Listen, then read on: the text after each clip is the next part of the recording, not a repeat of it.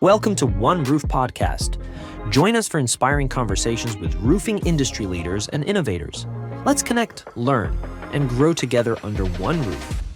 What's up, everyone? My name is Gene. I'm here with One Solutions Podcast. I wanted to talk with some of these guys here today.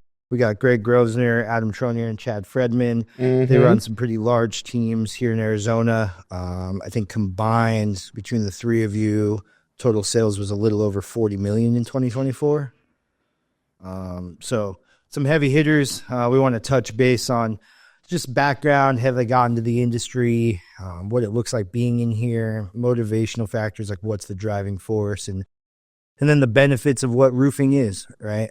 The ability to have not only financial freedom, but your time back, time to build families. And there's a lot that this industry has to offer. The idea is for anybody feeling like they're stuck in their current career or looking to make an advancement or looking to make a jump, we wanted to introduce a platform where you can really start to see what happens in the roofing space, right? Really start to see the success that just normal dudes, right, with a little bit of elbow grease and some work are able to accomplish. I guess we can just start to my right, Adam Tronier. You want to tell us a little bit about who you are and what you do and how you got into this space? Yeah. Adam Tronier. I've been roofing finishing out my fourth year. How'd you get into it?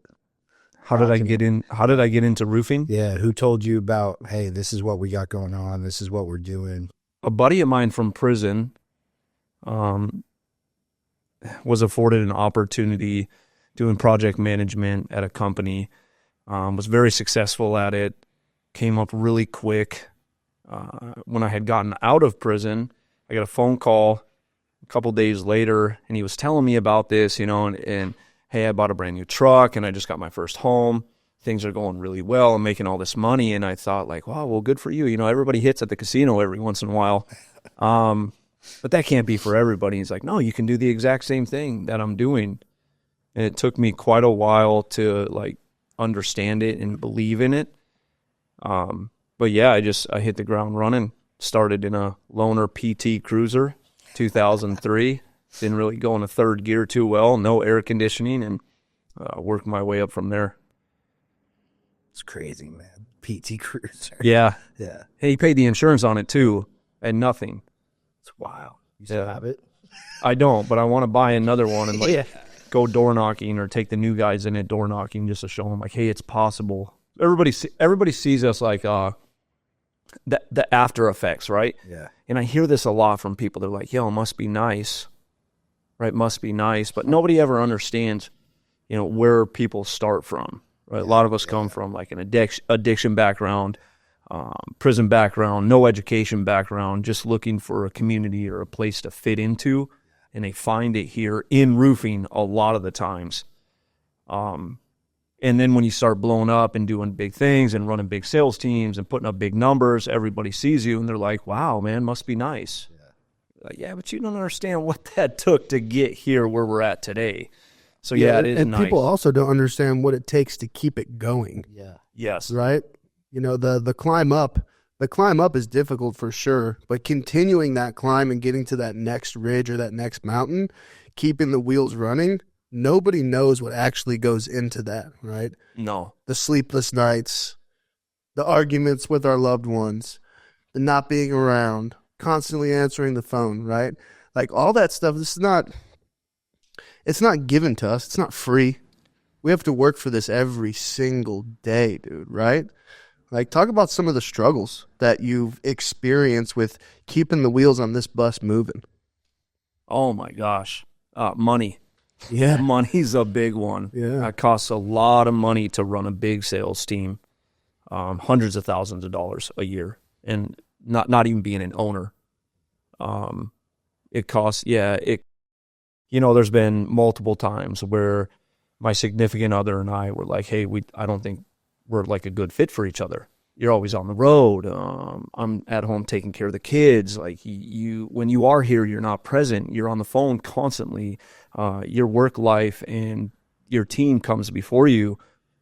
So that's been, a uphill battle, or it was for quite a while. It's trying to get people vehicles, trying to keep them signing contracts, trying to help them build their team. It's not for the faint of heart.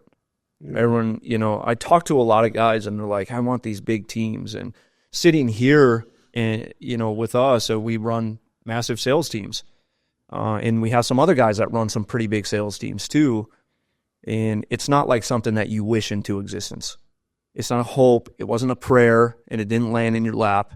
It took countless hours, 60, 70-hour weeks, on the road constantly recruiting, training, showing up to everybody's jobs, putting 60, 70, 80,000 miles on our trucks a year. But it's fun. It's rewarding. It takes a lot of energy, effort, and it takes a lot of the same like-minded individuals that you're surrounded with to help you achieve those goals as you help them achieve theirs. So the team in it, the unity, is very, very important.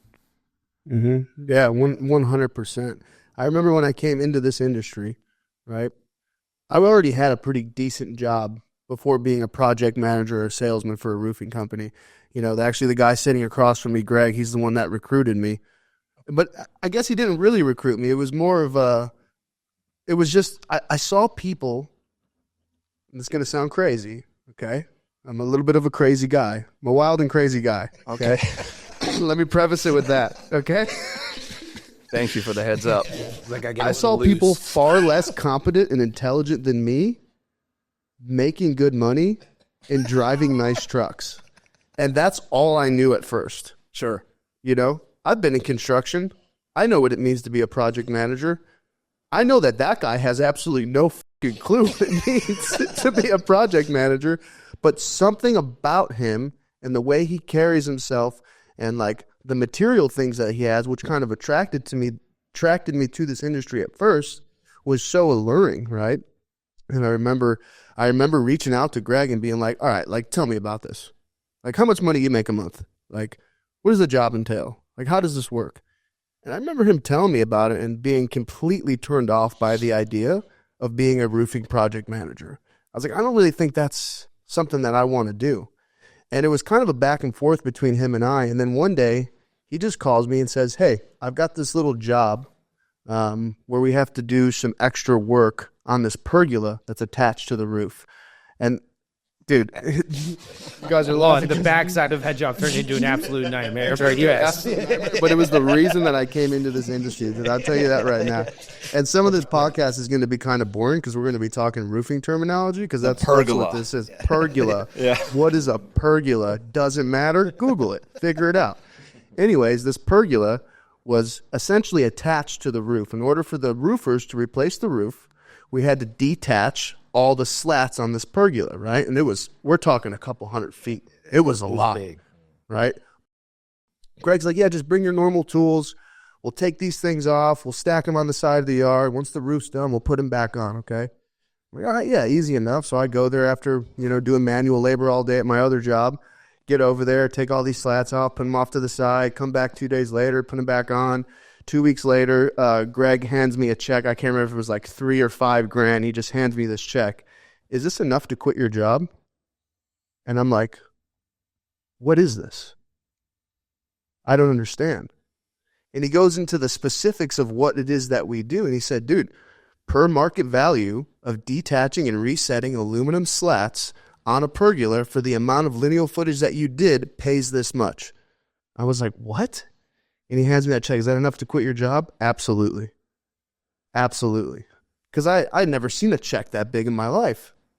I never had a check for that much, whether it was $3,000 or $5,000, I can't remember, but I just remember going, wow.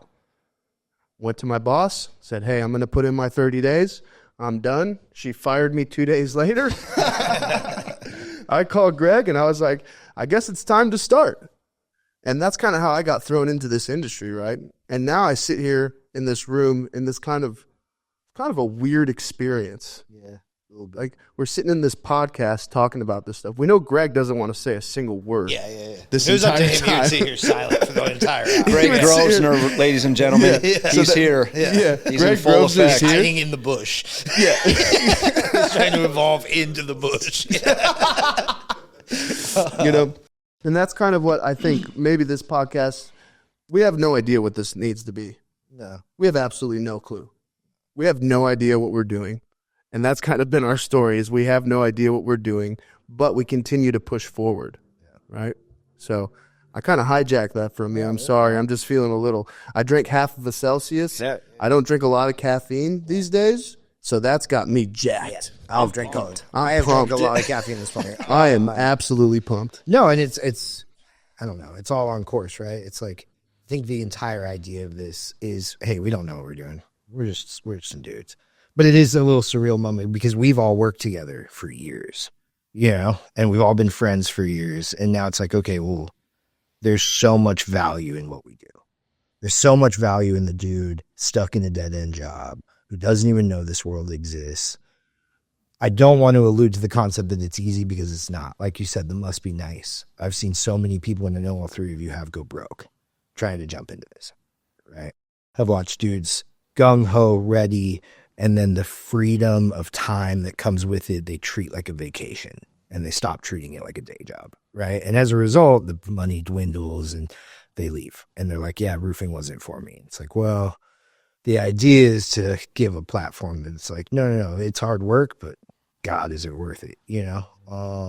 But yeah, they shared a little bit about their background. It's your turn. Yeah, Greg. Yeah, go ahead. Your turn. Yeah. How'd you get into this space? I'm also going to really enjoy this part because we're basically side by side. Yeah. Sorry.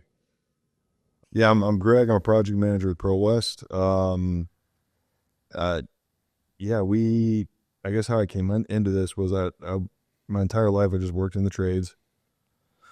Anything from HVAC, mechanical, generally building envelope stuff, did a little bit of electrical.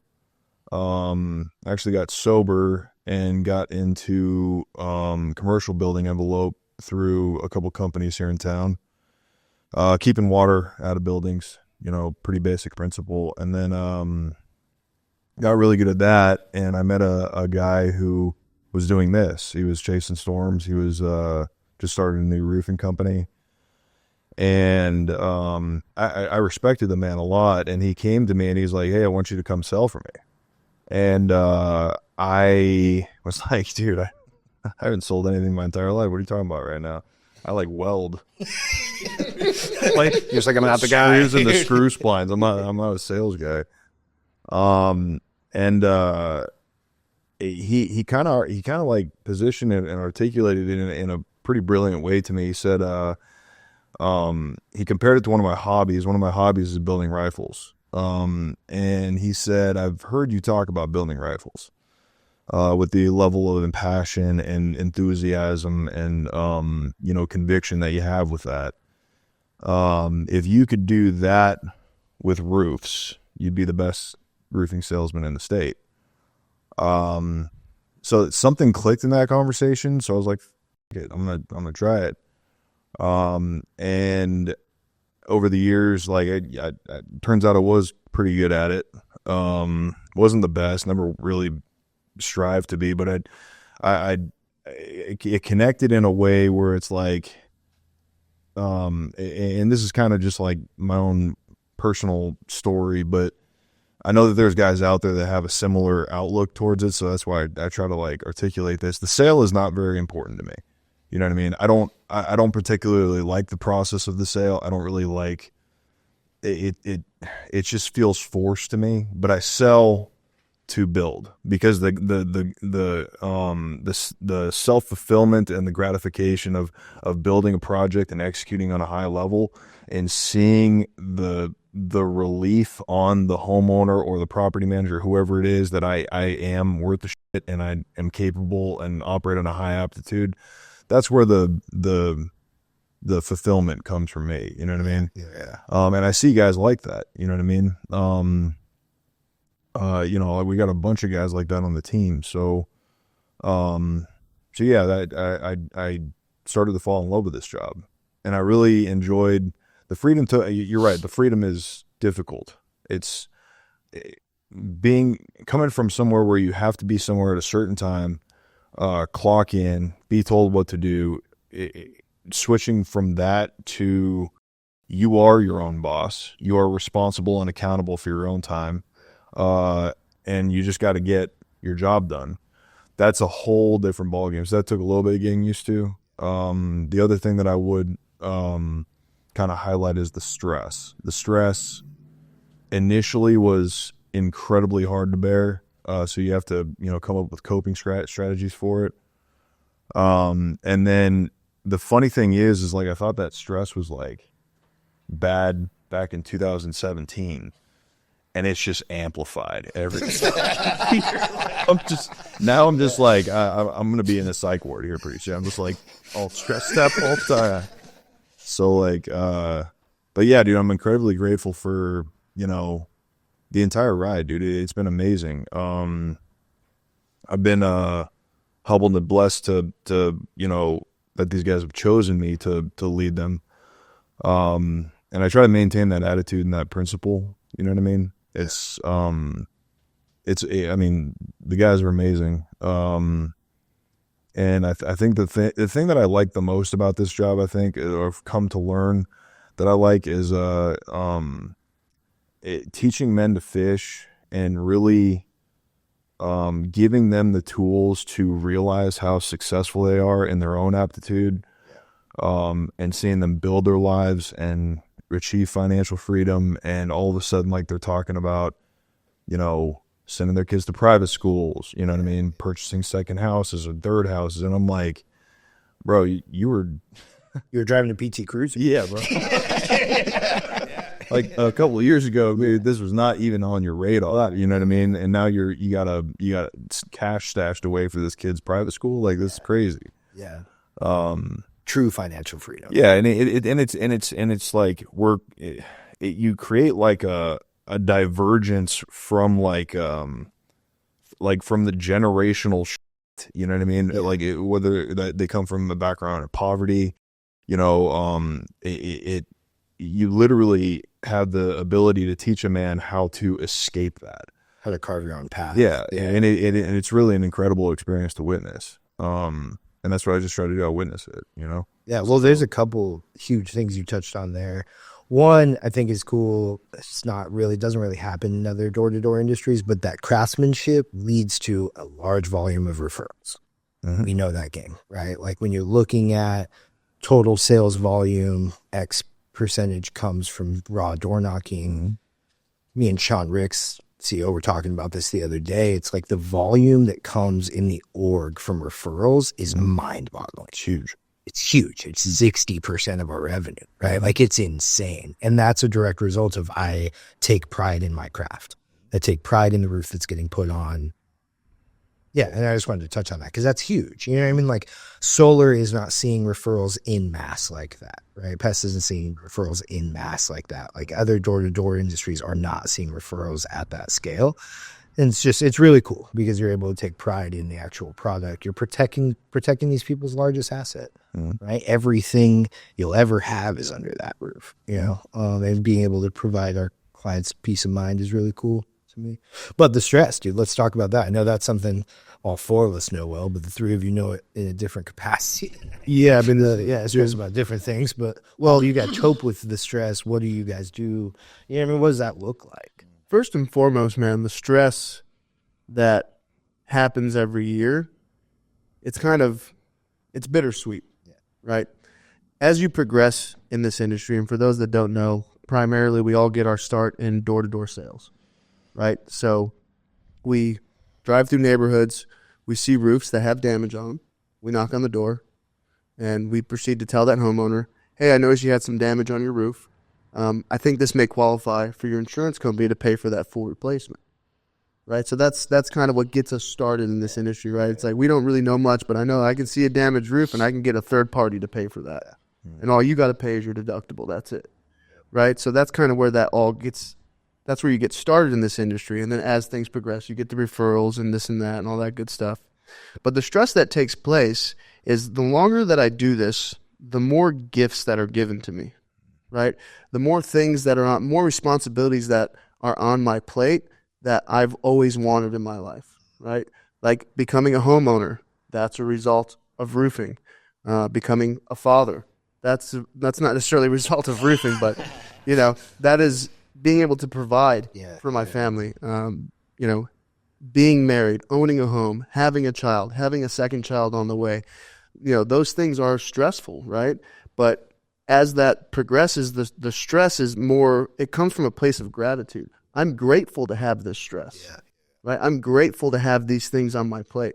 Like when I'm pulling my hair out, you know, there's always that voice in the back of my head. I'm grateful to be pulling my hair out because that means that I'm going to be providing for my family and like moving our lives forward, you know? And that's kind of that's my way to cope with, you asked, like, how do you cope with it? And that's it, is knowing that there is a light at the end of the tunnel of when I'm stressed out and I just can't take another phone call. My phone's on Do Not Disturb, and people are double calling me. To be like, yo, while you're talking about this, your phone's ringing 3 different times. It's on Do Not Disturb.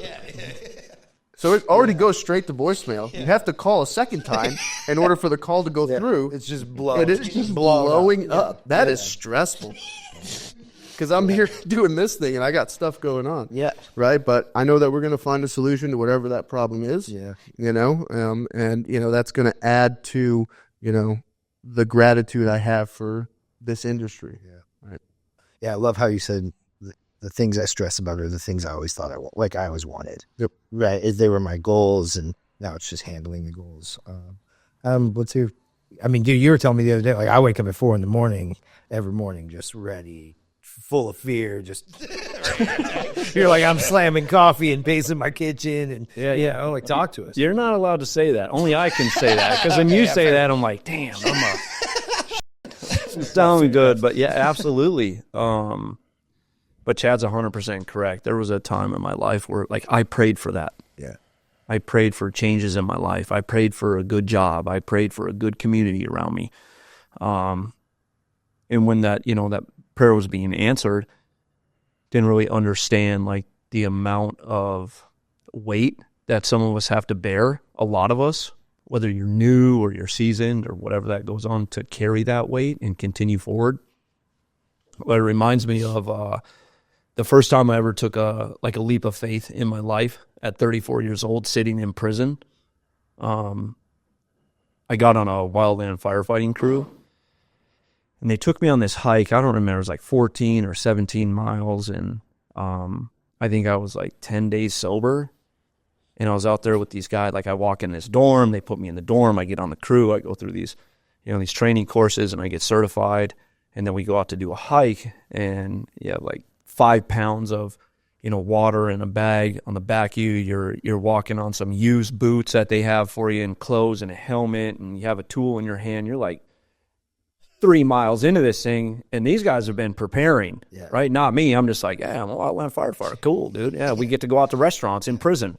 Yeah. And we're like 4 or 5 miles in and get to the top of this hill, and I'll never forget this. I look over at this guy, Nick, who had got me the job, and I start crying. I'm looking at it. I don't even know how to express it, but I can't believe I was like the second from the last to finish. And I was like, I look at him and I'm crying. I'm like, dude, I made it. I made it. And he was like, good job, bro. Yeah, very good job. But the emotions that I was feeling was the first time I ever completed something hard in my life, ever, at 34 years old. Just nuts. And the sergeant comes in front of us, and he's like, hey, good job, guys. Get some water. Yeah, we got about 7 more miles to go. And I just, like, my soul left me. I thought, well, holy dude, I don't know if I got that in. I don't know. And I'm like praying, like, please let me get by this. By the time we got finished with that hike, I had lost 3 toenails. It's a true story. Lost 3 toenails. I was the last guy out. Like, there was 3 different crews from 3 different departments.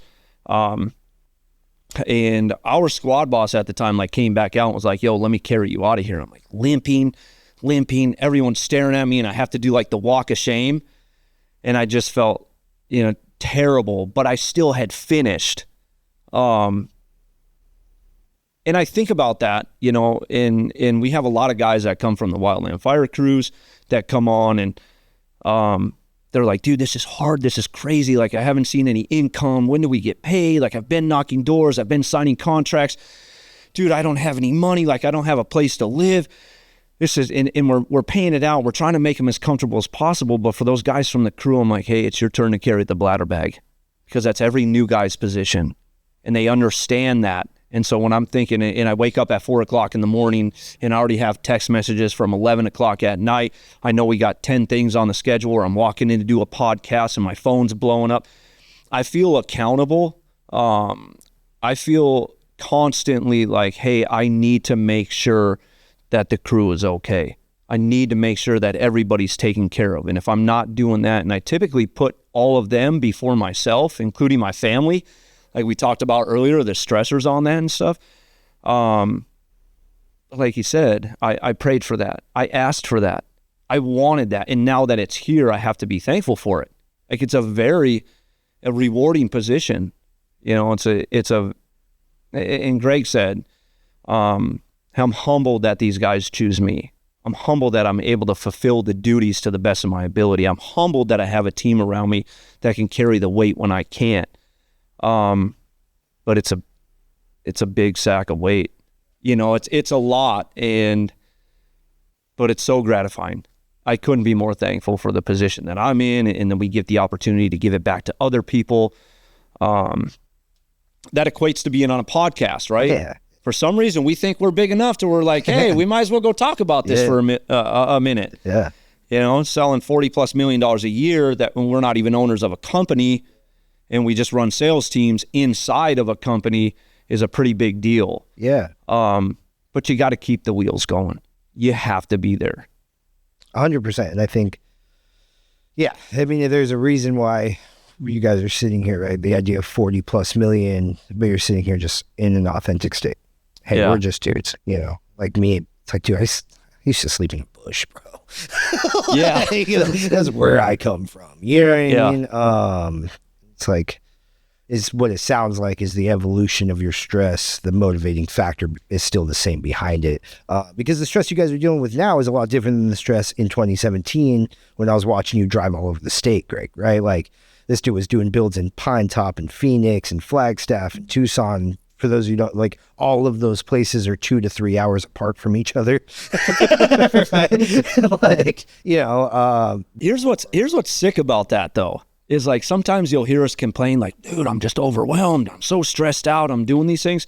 But as ex-addicts, and I don't think we identify this a lot of the times, like, dude, we like that. Yeah, bro. Like, we like it. We like the stress. We like the overwhelmingness. We like the running around doing all that kind of crap. So when people are like, why don't you just slow down? You're like, when you stop and think about it, like, I'm kind of addicted to this. Well, hold on here. I've transformed into being like addicted to working, which I don't know if it's a good thing or a bad thing. Maybe leave some comments below or something, and like talk to us about how we could be living better. If you guys know the key to work-life balance, let us know. Right? We like it, and it's not harming us, too bad. Maybe take some strain on relationships and some things, and we don't get a ton of free extra time, but we're not out there using drugs. We're not out there doing things we're not supposed to. So, and I'm not just in there working an 8 to 5, right? Like, my girlfriend will be like, she is a different breed. Like, and I know all of you guys' wives are too. Like, they want it. You know what I mean? The stress is one thing, but then sometimes she's like, I'm happy you're working at 8, 9 p.m. Like, leave me alone. Yeah, because I'll just be sitting there and I'm like, I don't want to watch TV, dude. Like, let me go back to this thing I was working on earlier, and I'm just consistently going. And she's like, that's one of the things I enjoy about you the most, right? It's like, it's always, what's next? How do I evolve? How do I grow? What is that next plane? What is that next place I can get to, right? And I think that is a somewhat of a qualifier in this space. Like we had talked about it before. It's like, there is a driving force that needs to happen in the individual, right? So that when you do all of a sudden get that freedom of time, it's like, 12 noon on a Tuesday, it's like, oh, I can just play Call of Duties, right? And it's like, what is it that you guys find in yourselves, especially in the beginning and now with the scale of responsibilities grown, that freedom of time is something that you have a driving force behind, that you get up and you're like, all right, let's handle it. Maybe not in the grandiose aspect, but like when you're sitting there at 10 a.m. and you were new, what made you go out and go eat? Right. Dude, that is the one thing that I have struggled to train in people. We can teach you anything. We can teach you to sell. We can teach you to build. We can teach the vast majority of what this entails. The inner fire that it takes to get that done, you can't teach that. Yeah, to get out of bed and go get what's yours. Yeah, it's that has to be. And dude, when I interview people, like, I'm very direct about that. I'm like, dude, if you do not have this piece, like, all right, and I don't want an answer right now. I want you to go home and I want you to reflect on this, because this has to be a commitment with conviction behind it. Like, it will be tested, and you have to revert back to that conviction, because that sometimes that's the only thing that you got. Yeah. And I think for me, in terms of that driving force, I think it's molded and changed and adapted over the years. Initially it was ego. I saw a bunch of guys doing this successfully, and just like you, and I'm like, dude, these guys are idiots. I'm not gonna make this money too, dude. Yeah. How can they do that? And dude, I'm a construction guy. Like, why can they do it and I can't? You know what I mean? So that came from that place initially. But it was right around like 2018, 2019 where that changed to more of a community-centered motive. I read a really, really good book that really kind of, I stumbled across this like motivating factor, and then I read a book later, I think it was during like COVID or maybe right after COVID, called Extreme Ownership. And I don't even know if we're allowed to plug shit in there, but whatever. Extreme ownership, baby. Yeah, I don't either. Anyway, it's a phenomenal read. Yeah. It's outstanding. And this guy talks about taking personal ownership and responsibility of your people, of your team, and making their success as your goal. You know what I mean? And then, you know, if they fail, you know, taking accountability for that too. You know what I mean? And that hit on a lot of hit a lot of chords within me, where it kind of like put words to what I was feeling towards the team. You know what I mean? And that's kind of where I've kind of rode that train for the last, I'd say 4 or 5 years, where it's just like, dude, if I take care of these individuals, if I try to invest in these individuals and set them up for success, the rest will find a way. You know what I mean? 100%. So I think that in the industry they call it like feast or famine mentality. You know what I mean? For like fully transitioning into like the attitude of abundance. You know what I mean? Like, there's enough out there for everybody. Let's fucking operate as a team, as a unit, as a collective, and see the successes together. You know what I mean? Yeah, and I think that's really important too. I mean, Arizona is kind of a key to the abundance concept. A lot of people, I think, when you see roofing, you imagine storm chasing and living out of a backpack and living out of a van, right? And consistently traveling, where we have found great success in a market that doesn't experience significant storms consistently, right? Age happens where it happens, and then wind happens. You don't need to chase tornadoes. You don't need to chase hurricanes. You don't, right? Like, Sean told me like a statistic from the carrier side, which was 77% of inspected roofs from the carriers were deemed in need of repair or replacement. And that kind of shows, and that's a nationwide statistic, and that shows the abundance nationwide of like, it's everywhere. The work is everywhere. No one company is ever going to own 100% of the market. Come in, let's eat, right? Like, let us show you how to scale, how to grow. $3,000-$5,000 checks all the way up to, I mean, dude, we've all seen $500,000 paychecks. I mean, there is a world in this. I just don't know if we're there's some Wolf of Wall Street stuff here. You know what I mean? Where it's like, I've seen dudes with $350,000 checks, $400,000 checks.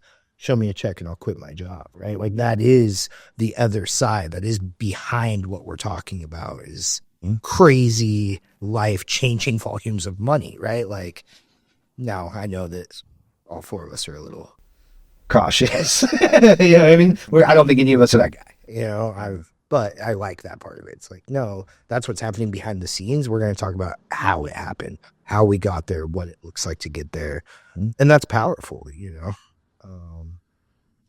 It's just really cool, man. On that, I have to plug, like, if what we're talking about is interesting, there will be a link below this to get set up with a call to kind of test the waters. We can get you in touch with somebody on the recruiting side. They'll explain the industry a little bit more to you guys.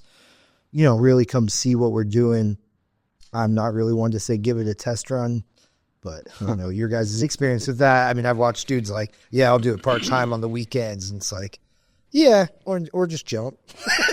Yeah. I think that's huge, like, to let people know, One Solutions as a brand is also Old Danny Boys Builders. Yeah. 5 Stars Roofing, Interstate Roofing, Pro West Roofing, A1 Roofing, right? We're in North Carolina, South Carolina, Michigan, Wisconsin, Minnesota. Where else are we? We're in Denver, Colorado, New Mexico, Texas. New Mexico, Texas. So we're in 18 different states, all unified and organized under one umbrella. So the opportunities are awaiting everywhere. You don't have to come down to Arizona, but we would prefer you do. If you want, if you're in Arizona reading this, or you want to move to the city of the sun, we'd love to. Yeah, we'd love to have you. Yeah, but yeah, we're nationwide. I mean, we're in, and we're consistently growing. I mean, dude, they're opening markets what feels like every week. They're consistently, hey, this is what's going on. And me on the marketing side, they're consistently pinging me on, hey, this location's coming, this market's coming, we're opening here, we're moving here. We're going to be the largest roofing company in America. It's pretty black and white. And we are scaling at just such an insane rate, dude. Yeah, that's really interesting what your position is now. Why don't you just take a couple minutes and tell us how you got started in this industry? Fair enough. Yeah, so that same dude that Greg was talking about.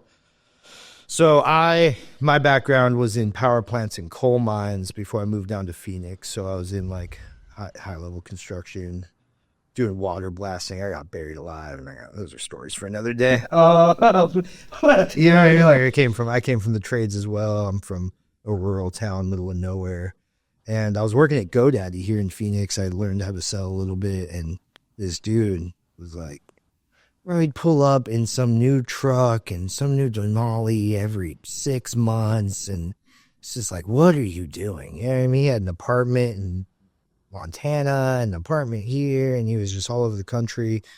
And, dude, I was a canvasser.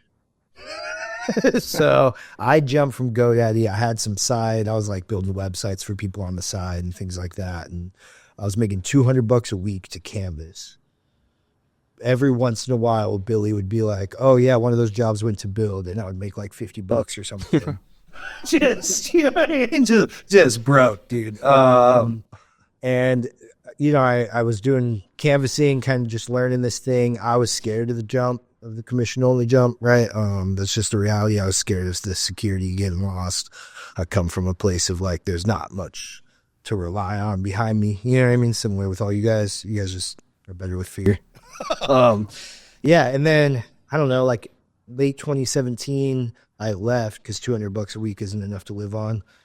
And he called me like a couple months later. He was like, hey, let's build a team. So I built some canvassing teams. Then COVID hit. I built some phone rooms. Those exploded in a way that none of us really saw.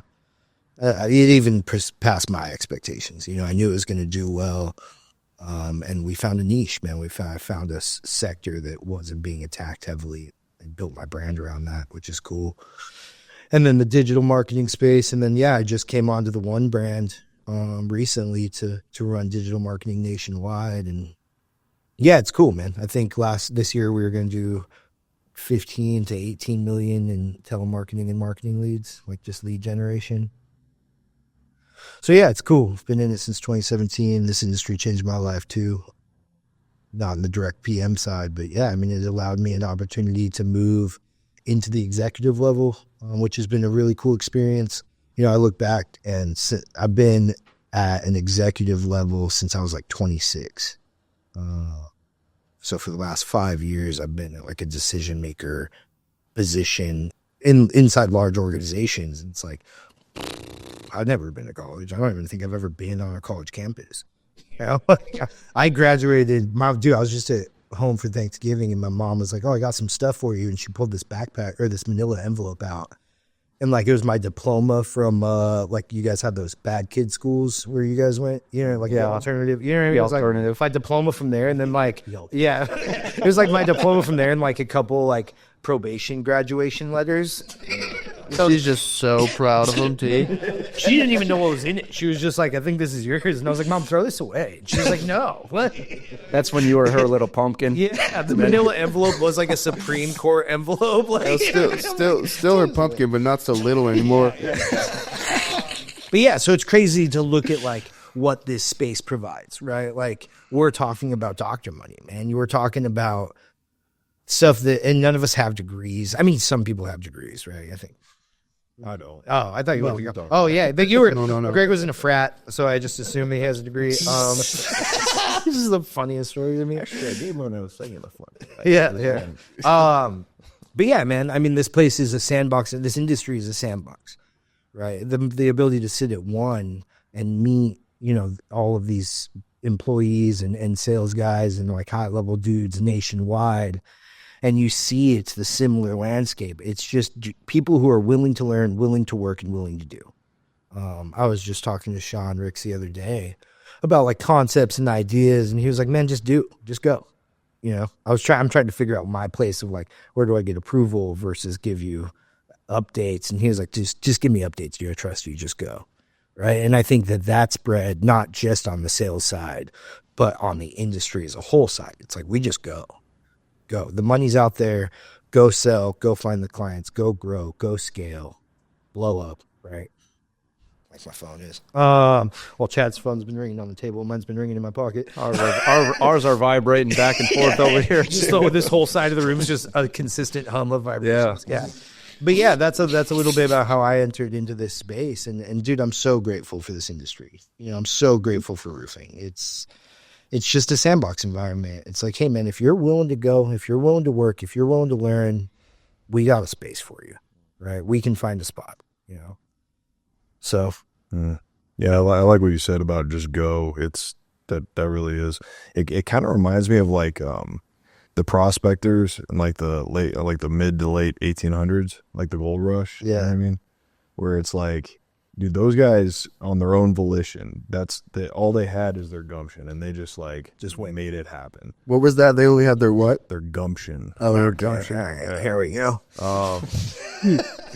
Yeah, but yeah, it really is. It really is like the final, the gold rush. Yeah. You know what I mean? It's a modern day gold rush. It's and a lot of these guys, I think that in any other industry, like you can find pride in what you do, in whatever you do. You know what I mean? I love what's that movie that Denzel made? It was Man on Fire, where Christopher Walken is talking about Creasy, and he goes like, a man could be an artist with whatever, like food or anything. You know what I mean? And like with any trade that I've ever done, I find pride in, right? But that all pales in comparison to be like a self-made individual. And my success and my failure is directly contingent upon me and my aptitude. Yeah. And that is a powerful concept. You know what I mean? It is something that like, if I'm successful, it's me. If I fail, it's me. And those are the terms that's the gauntlet. You know what I mean? That you have to throw down to new guys. Yeah. So if you think you have what it takes, that's your gauntlet. That's the challenge. You know what I mean? If you're even hesitant about it, I'd probably say stay at GoDaddy or stay in the trades or whatever you're doing. You know what I mean? Yeah. I like that. Yeah, I like that too. I was watching Yellowstone the other day, and in one of those episodes, they were talking about how cowboying is an art or whatever, but it's an art without an audience. And there's a lot of beauty in that in what we do. You know what I mean? There's a lot, and on your guys' side more than my side, man, there's a lot of lonely nights, man. There's a lot of long drives and a lot of silence, and yeah, I know. You know what I mean? Like, you're running across the state. Yeah, you're running around the country, and it's like, I'm an artist, and this is my craft, and nobody knows. Right? Nobody knows what the days look like, what the mornings look like. It's just, I have to sit in that, and I have to make success out of it. I have to find my path with it. And I don't know. That's where I look. That's beautiful. Like, that's so tight. The ability to sit and be like, no, I'm going to go get what's mine. When I was working 9 to 5s and when I was stuck, like, that doesn't exist.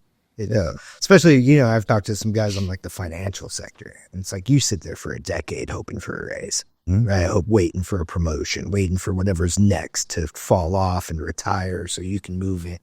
And it's just not like that here. I'm going to go get what's mine. I don't have to wait. I don't have to, if I hit 5 o'clock and I'm still ready, I still have some juice in me. I'm still ready to go. I don't have to clock out. Nobody's telling me to be cautious of overtime, right? Like, I'm just going, man. Yeah. And I love that. Yeah, it's almost like the monotony kills the human spirit a little bit, and that's, you know what I mean? And I feel like I think that's why I attack this thing so with like a sense of tenacity. I don't know about you guys, but like I found that human spirit again of like of it was almost like breaking free from the bullshit of just like being a number or a pawn in this greater organization. You know what I'm saying? Like, now it's like here's the adventure. You know what I mean? Here's the spirit again. Here's I'm going to a town that I've never heard of, smashed with hail in the middle of Arizona that borders the res. So now I'm like, oh, this could get interesting. Oh, this is tight. So yeah, it really is a cool industry to be a part of if you got the grit for it, I guess. Gumption. Gumption. That's right, the gumption. We're not telling the Gumption story. Long and short of it, me and Greg almost fought a few weeks ago, and he told me I didn't have gumption, and I said, hey, I'll show you how much gumption I got. Yeah, and then you punched the cooler, and then Greg laughed at you because you were mad. And he said, you're going to hit that thing with some gumption. And I said, I'll hit something with some gumption. And I started walking up, and then we started cracking up and laughing because it was just so. I thought it was it. Here's the thing, dude. No one needed to know that. Yeah. You just aired that out. You guys have said gumption like 8 times, dude. I can't. Well, that's fine. That could have died with us, but now the entire world is going to know that stuff. Yeah. I'll edit it out. But I want to say, welcome to Gumption content. welcome to one Gumption. Well, dude, I just think this industry is so amazing because, you know, maybe the commission only job or the project management job isn't for you, but I think you're a classic story of like, if you have the drive, if you want something different for your life, we will find a place for you here 100%, because we've hired guys that couldn't cut it in the commission realm but are now working in a different capacity for the company, you know, at a salary position, and they're finding success within that, right? So like, if it doesn't matter if you have some type of skill or talent and you want to expound upon that and like give it a go, you know, reach out. Click the link below. I think that's what they say, right? Yeah, click. There will actually be a link below. But click the link below. I mean, 100%. There is, look, obviously, like, there's absolutely no ceiling in project management when we're talking about potential income. But the ceilings are really high on the internal side as well, right? There are avenues, there are paths that you can create. It takes work and it takes drive, just like anything. Yeah, it's absolutely there for the taking. 100%. When I walk into that office and I look around at the motley crew of individuals that work there, I feel grateful to be a part of this team because we all come from different backgrounds, right? And that's the community idea. Like, I can look around and the majority of the people there probably shouldn't be there, but here we are, right? And we have found success, and we did not find success in the traditional way. No. right? It's very much so a very unique thing that we've all kind of stumbled upon. Sometimes, clients will ask me like, why roofing? And I go, it's the career I never asked for. I had no idea that this is something I'd be so passionate about and would love so much. Yeah.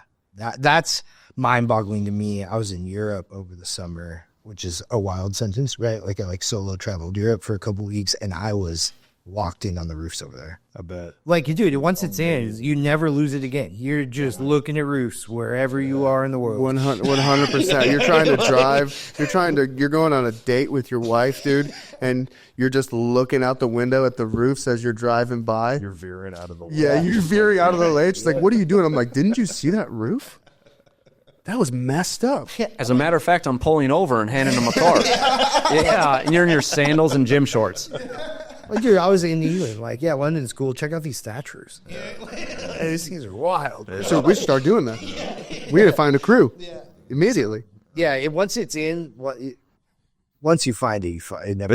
I'm pretty sure it's an undiagnosed mental illness because it's like obsessive. You know what I mean? Yeah, it's just Right, it's ADHD. It's not good. Yeah.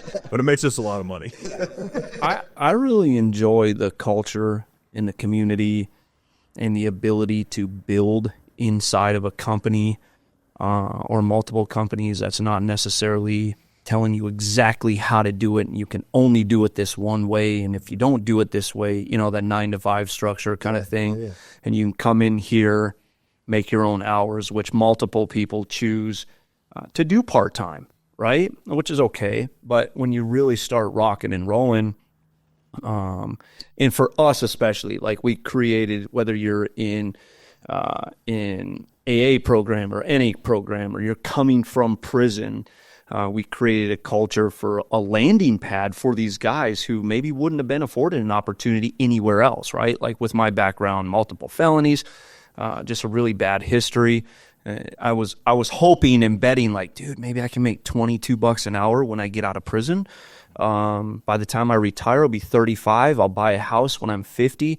I'll be able to watch my kids go through school, just like that bare minimum mindset, and I didn't believe in myself out here. I've never retained a real job, but this is the closest thing that I can get to, and I see other guys getting to where it's like, hey, we have a community inside of an organization that a lot of different people can belong to. Whether your background is in construction, the trades, you have a degree somewhere, we welcome everybody. And that's comforting in knowing that, right? And we can position different people in different places inside of the organization. And then the sky's the limit.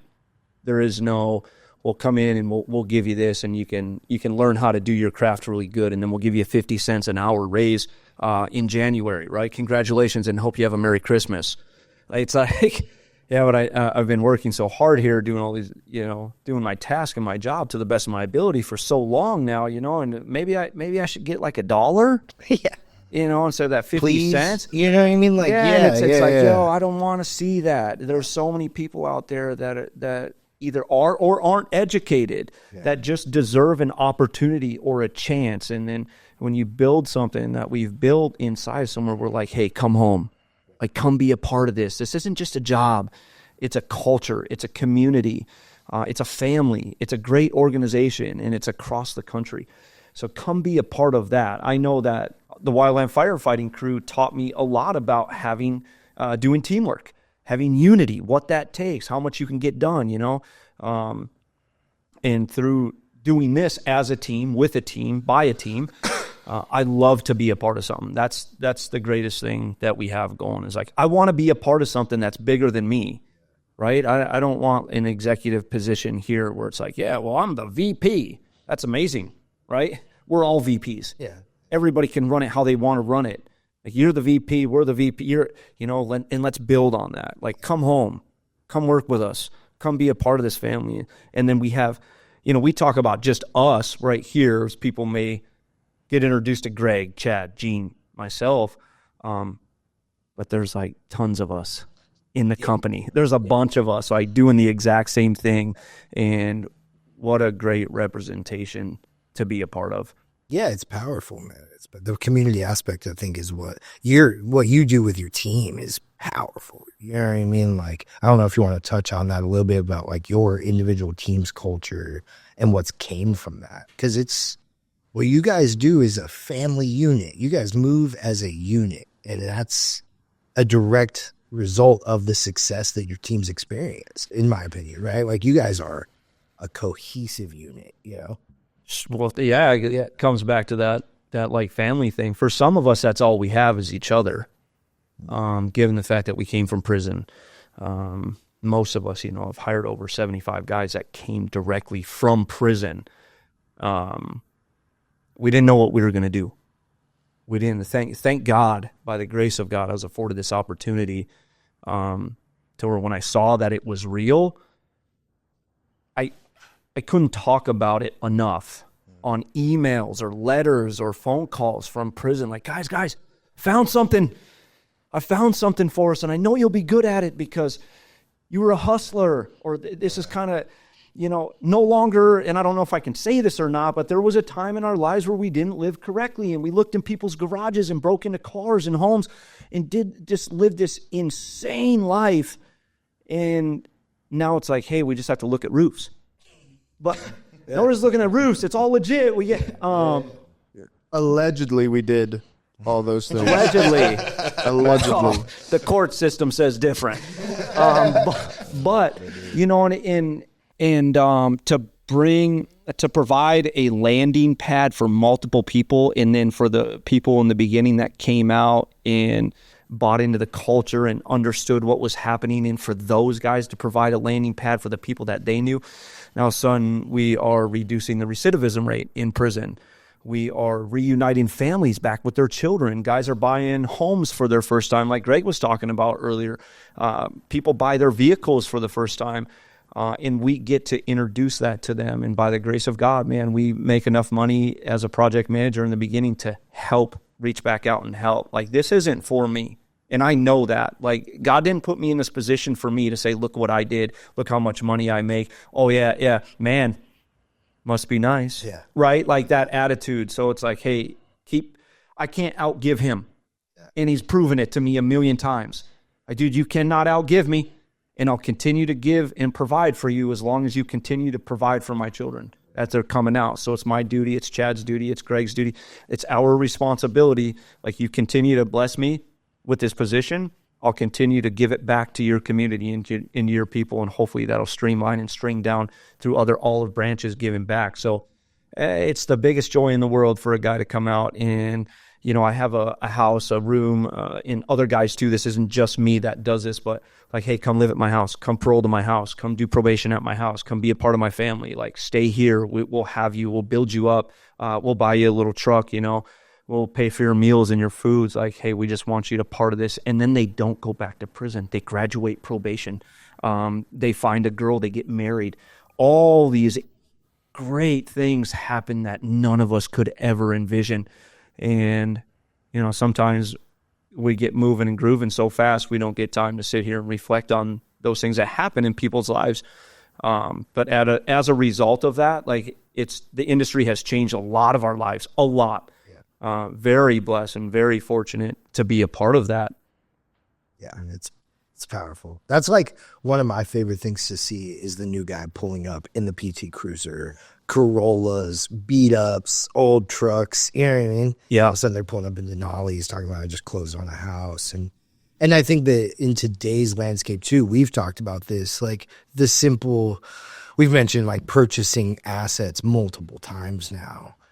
The reality is that is a foreign space for a lot of people in their 20s and 30s in today's age. The market is insane. And you know what I mean? Like, that seems like such an out of reach concept to be like, yeah, dude, these dudes, like, no credit. We are reestablishing lives as a result of this industry, as a result of this space. And yeah, it's just powerful, man. So, no. Yeah, that was a foreign concept back with trades. I didn't think that I would ever buy a house, much less multiple houses.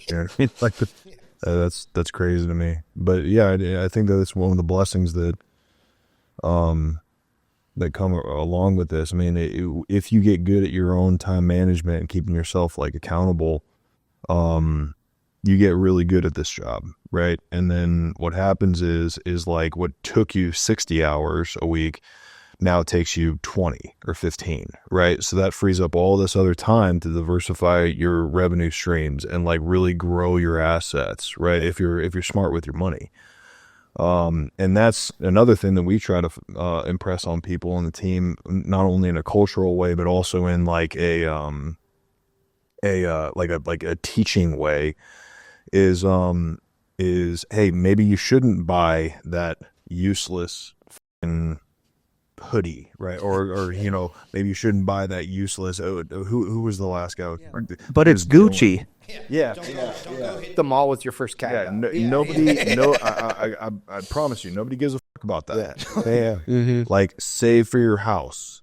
Like, save for, you know, your next like revenue stream. We're trying to build people into be not only like successful in a family sense and in like a societal sense, but also just in a financial sense of like, this is how you grow financially. And I think that's a huge thing. I see it all the time with guys. And it's pretty cool to see. Helping them organize their life. Yeah. I mean, dude, I remember when I first started this, one of the guys at the original company I started at gave me my first check, and that first check was a lot of hard work to get that first check. And he said, "Don't go buying the new couch just yet." Right? And just recently, almost 5 years later, I finally have bought my first brand new couch. Congratulations. It is sick. Okay? Dude, I've been buying used couches off Facebook Marketplace for years, dude. And I finally had enough money to put down to buy a nice couch, right? And in addition to that first check that I got, you know, it was pretty good. It's like $23,000. That was a culmination of multiple jobs that, you know, I was able to push through till the end to completion and collect that final amount, right? Two jobs. Huh? 2 jobs. Who knows how many jobs it was? Maybe it was 2. I don't remember. It was a couple jobs. Yeah. And I remember looking at that check, dude, and I started to cry. And I called Greg, man, and I thanked him for the opportunity. That's super awkward. Yeah. Just like, Greg hates compliments. Yeah. He just absolutely He has hates. absolutely no idea how to handle it. No clue whatsoever at all. But we're teaching them, dude. We're teaching them. We're opening them up slowly, you know. And that's the thing. It's just like, I was so grateful for the opportunity. So whatever the purpose of this podcast was today, I don't really know. I don't know who it's going to affect, but I hope it helps someone realize that there is an opportunity out there for you to absolutely change your life, and we are more than willing to show you and sacrifice for you so that you can achieve the same success that we have.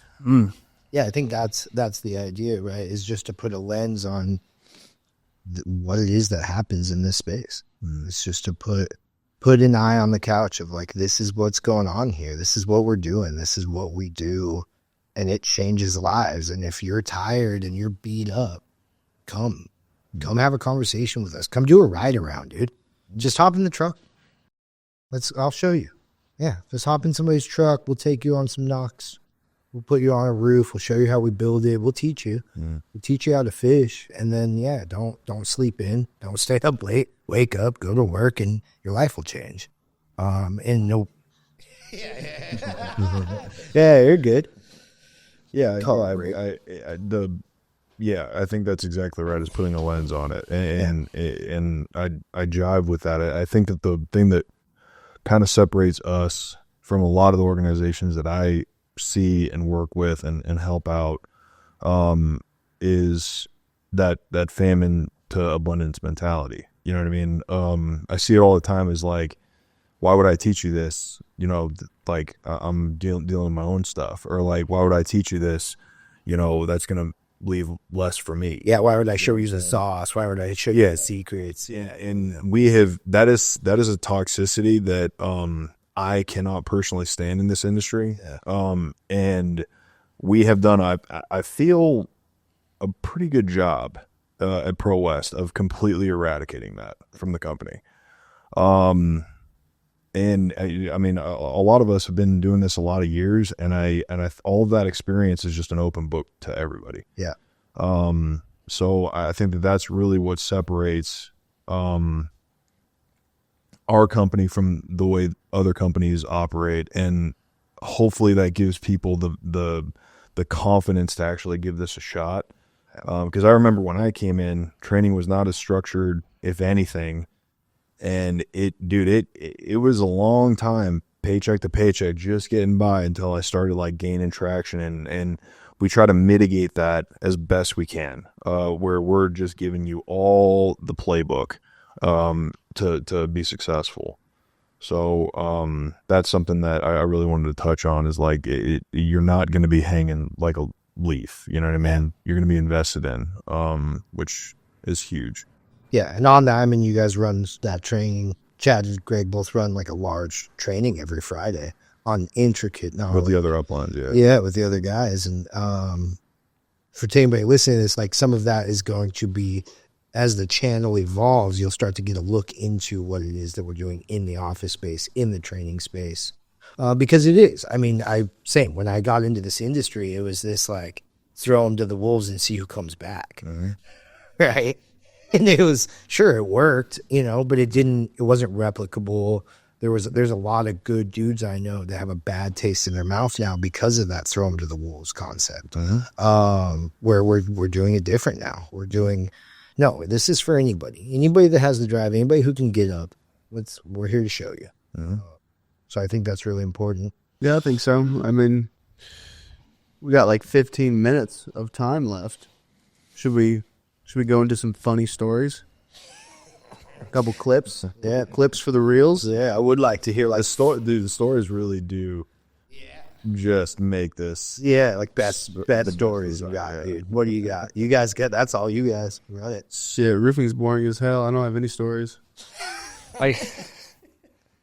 There's so many stories to tell. These guys have been out on the road with their teams, living in Airbnbs, living in hotels, and this is just around Arizona. Yeah. Doing funny things, going out to dinners. There's a lot of funny stories, but the time is like so like you can't, it's like priceless, right? You're out there, you're with the guys, you're hanging out, you're door knocking, you're selling roofs, you're eating dinners, you're finding carcasses on top of roofs at like old school, like hunters are drying out. Yeah, bullets inside of shingles. Yeah. Homeowners not wanting to pay their deductibles. Yeah, there's just so many things that we come across that makes this, it's a lifestyle. Like roofing's a lifestyle, 100%. It's such a great lifestyle. It's not just a job. I think that focus on it, like community, culture, and the things that we talk about, the more we let people know and bring people inside of that from the outside world, or even over at other companies where they're like, yeah, they pay me to come in at 8:00 and then I just go home at 5 and then I live my normal life. This is really a lifestyle, a community of that we get to do so many fun things together. We get to celebrate each other's successes, and we get to have these little podcasts, and we get to go in the Friday meetings and talk to everybody. We get to run around, the country, going to different roofing seminars and conferences and meeting a lot of cool people. So there's so many great things about this life. It's insane. It's insane. Yeah. Dude, I remember 2 years into this, right? So roofing's it's a massive industry, right? And they got conferences that happen all over the country. 2 or 3 years into this, there was a conference in New Orleans, right? And we got a couple of guys together, and we flew out there, and there was like a day. There was a big lull. There wasn't much going on at the conference. So me and a group of people, we're in New Orleans. We've never seen an alligator. Okay, so we're starting to search, like, where can we see alligators in New Orleans? Like, where's the bayou at? Yeah, we want to see some alligators, dude. So we just get in the rental car and we just take off we just look at the map, and it's like we're looking for all the green and the rivers and stuff like that, and we just go drive at night, and we like open up this fence that totally said no trespassing. We're going in there, dude. We're driving down this like canal road, dude, and we see this water, and we're scanning for alligators, dude. And I'm just like looking around, and I was like, I cannot believe that I am in New Orleans looking for alligators with my friends right now. Yeah. And then we're going, dude. And then all of a sudden you hear Brent was with us, Brent Scheidt, and he goes, I found one. And we go over there and we look, and we just see these eyes coming out of the water. Dude. And I was like, oh my God, that's an alligator. Yeah. I was like, get away from it. It's going to kill you. You should have wrestled it. Yeah, you should have wrestled it. Me and Billy were just in South Carolina a couple months ago, and he was fully convinced that he could wrestle an alligator. And we were also trying to find them deep in Charleston. High stakes. And I was just like, you cannot. He's like, if we find one, I'll jump on it. I was like, no, you won't. You got kids. We're not 20. You know what I mean? We're not in our 20s anymore. You're not jumping on an alligator. He's like, I could beat it. Yeah. Just so. It's like, no, record this. It's like, no, I can take that out. I'll be recording it. I'm profiting off of this. Yeah, dude. And you guys started the travel aspect, the Airbnb aspect. I remember it was like 2018, the Pine Top Storm. 2019, yeah. Dude, there was this point we had an Airbnb in Pine Top. Me and Greg were up there, and all of a sudden, a bunch of people who we didn't know were coming show up at the house. All the beds are taken, right? Some dude had his RV, and he's like, "Oh, I got a cot in my RV," and he brings out this like 4-foot cot. And me and Greg look at each other. We're just like, "I'm not sleeping on that." He's like, "I'm not sleeping on that," and we slept like this on the couch and next to each other. For like 2 hours, woke up and we're like, all right, let's just get out there. Sounded like a series of chainsaws going off in the just from people snoring. I think we went to bed at like 2, woke up at 4. We were like, all right, let's just go, dude. Look, this is get out there, dude. Pine Top had some real good stories. Yeah. Good stories. We had this. We just made it up to Pine Top chasing this storm, and it didn't hit very high on the radar. Like it wasn't like huge magnitude storm. So nobody really went. That everybody's like, oh, that's just nothing. And so me and my buddy Corey go out there, find massive cyclonic, high wind shear hail, like just torched everything. So we're like, all right, dude, let's set up shop. And the boys come up, and I think this is before you guys started, but yeah, we all go up there, and there's this little bar in Pine Top, right?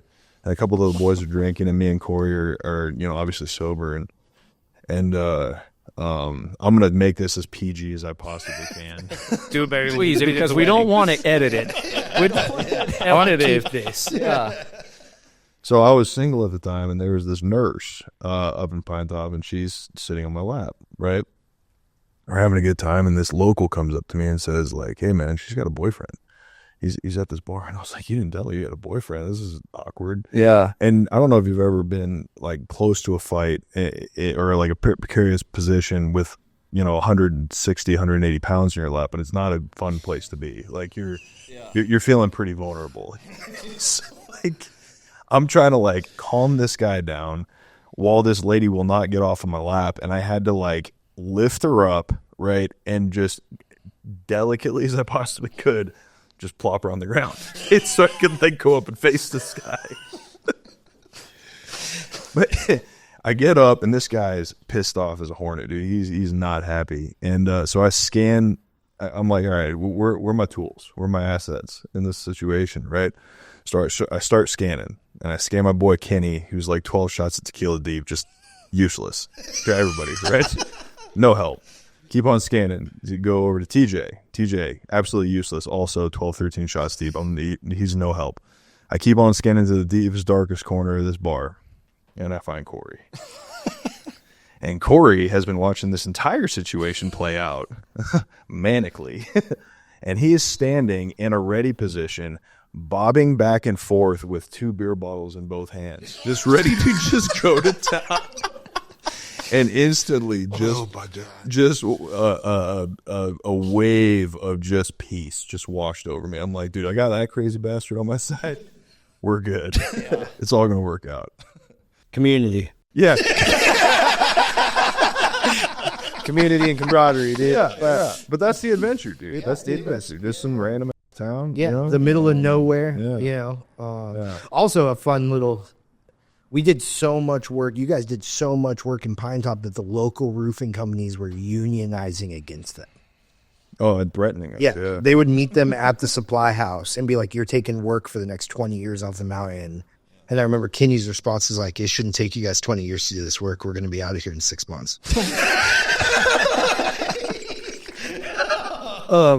Yeah, but just like the sheer amount of volume that came out of that little storm was awesome. It was cool. Yeah, it was a fun time. It was a fun time. It was wild. It was a wild time. Dude, and that's the fun thing about this job, right? Is you really don't know what's going to happen when monsoon season rolls in. Like you're sitting there, you're waiting, you're checking your phone, like when's it going to happen? When's it going to happen? And then boom, it happens. And then you look at the radar, right? And you say, well, that doesn't look like it was very big. Well, let's go check it out anyway. And then you get there and it is absolutely destroyed. Yeah. Right? And that's where the other piece comes in, because it's like, yeah, we're talking, we're having fun, blah, blah, blah, making jokes. But, dude, what we get to do is we get to go into an area that's been absolutely demolished by storms, by the monsoon season, right? The high winds, the hail. And we get to help families build their houses back. Yeah. We get to put roofs back on those houses, right? And that's a great feeling. When you can go into an area, I remember talking to Adam Mills, and he'll hopefully be on this podcast at some time. I was on the phone with him, and he's like driving through Tucson, and he's like, dude, I just counted like 400 down trees. Right? That community was ravished by storms. And now we're down there, and we are, I mean, I don't even know how much, maybe you know, how many millions of dollars, you know, we've put back into Tucson. A lot. Yeah. Yeah. A lot. And that's, I was going to touch on this earlier. I think that's one of the coolest parts about this space is it's one of the only issues I know where we're allowed as salesmen to align ourselves with the client. Right? We are not, because when you walk into a space like that and there are trees through houses, there are telephone poles down, there's, you know what I mean? It's absolutely demolished. And you're able to come in and say, hey, this isn't my first rodeo. I know what I'm doing here. Let's get this put back on. Let's get this built back, you know? Yeah. So I'm happy about that because it is. It's a powerful part of like what the actual, and you see heavy instances. You see people whose house, we had mentioned earlier, right? That roof protects their largest asset, and you see people in their most vulnerable state when they have a tree through their house. And you get to see the relief when you mitigate and you help them out. There's been, I think it was like 3 or 4 times this year, along with those storms in Phoenix and Tucson, where it was like 9 o'clock at night. We're on a roof tarping because this storm is just coming in. And you're just installing this tarp. You got a headlamp on, worms in these chonies that are literally, you could just see his bulge and like the ticker on his thigh on a roof trying to install a tarp at 9 o'clock at night in like South Phoenix. Yeah.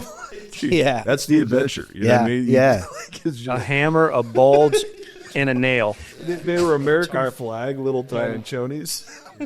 Dude, I love how you're always nailed down, baby. Always nailed down. Is you called him and said, hey, I need your help with this tarp. And there was a decision-making process. And he was like, these are it. These are the ones. This is what I'm wearing. This is what we're doing. Not to mention he was wearing cowboy boots. Yeah, cowboy boots, American chonies. Yeah. He got out of his house.